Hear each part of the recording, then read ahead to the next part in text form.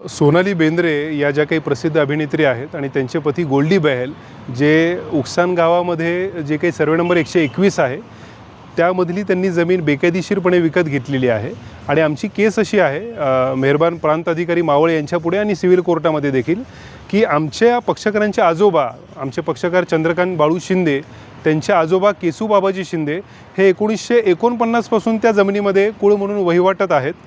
आज रोजी देखील त्यांची कायदेशीर तिथे ताबा आहे। तर प्रत्यक्ष कुळाचा ताबा काढून न घेता बेकायदेशीरपणे मूळ मालकाने केवळ कागदोपत्री ती जमीन बाळू शिंदे या व्यक्तीला विकली आणि बाळू शिंदेने या जमिनीमध्ये कुळाचे हक्क आजही अस्तित्वात आहेत ही गोष्ट लपवून ही जमीन जी आहे ती गोल्डी बहल या सोनाली बेंद्रे यांच्या पतींना विकलेली आहे आणि त्याच्यातून हा सगळा वाद जन्माला आलेला आहे। तर आज रोजी आमच्या दोन्ही ठिकाणी केसेस सुरू आहेत।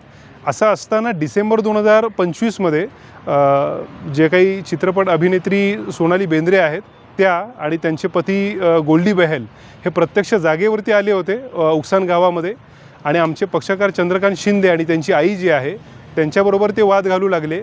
ते आज रोजी ती जमीन बेकायदेशीरपणे विकसित करतायत। कोणतेही परमिशन नाही आहेत ती जमीन विकसित करण्यासाठी आणि मुळात कुळाची जमीन आहे, शेतीची जमीन आहे, तुम्हाला ती विकसित करता येत नाही।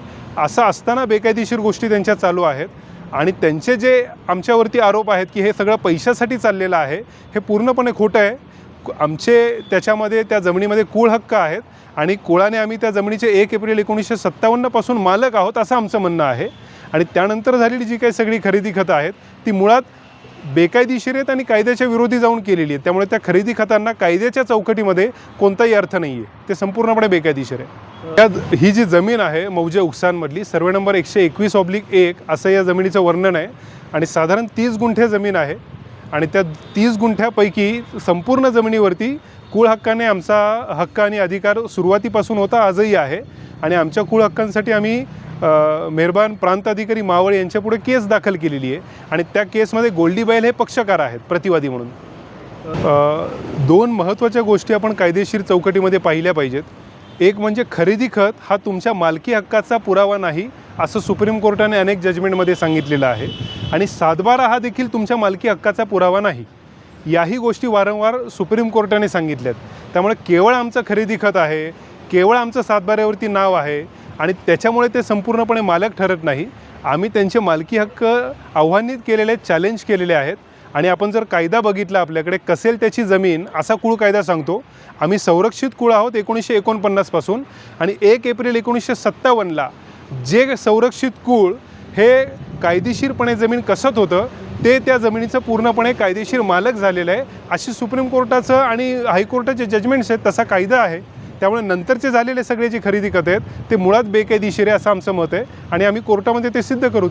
हे बघा असं आहे की सोनाली बेंद्रे यांच्या निमित्ताने किंवा गोल्डी बहल यांच्या निमित्ताने हा विषय पुढे आला, पण मुख्य विषय असा आहे की मावळमध्ये किंवा इतर ठिकाणी जमीन विकत घेत असताना ज्या गोष्टींची काळजी घेतली पाहिजे त्यामध्ये महत्त्वाचा मुद्दा की आपण जी जमीन विकत घेतो आहे त्या जमिनीमध्ये कुळाचे हक्क तर नाही आहेत ना, आपण जी जमीन विकत घेतो आहे ती आदिवासी जमीन तर नाही ना, याची खातरजमा विकत घेणाऱ्या व्यक्तींनी केली पाहिजे। त्यामुळे अशा पद्धतीने जे काही चुकीचा व्यवहार केला जातो आहे किंवा तपास न करता शहानिशा न करता व्यवहार केले जाते याचा भुर्दंड नंतर विकत घेणाऱ्या व्यक्तींना सोसावा लागतो। याची प्रत्यक्ष त्यांची चूक जरी नसली तरी विकत घेताना गोष्टी तपासणं ही त्यांची जबाबदारी आहे, त्यांच्या वकिलांची जबाबदारी आहे।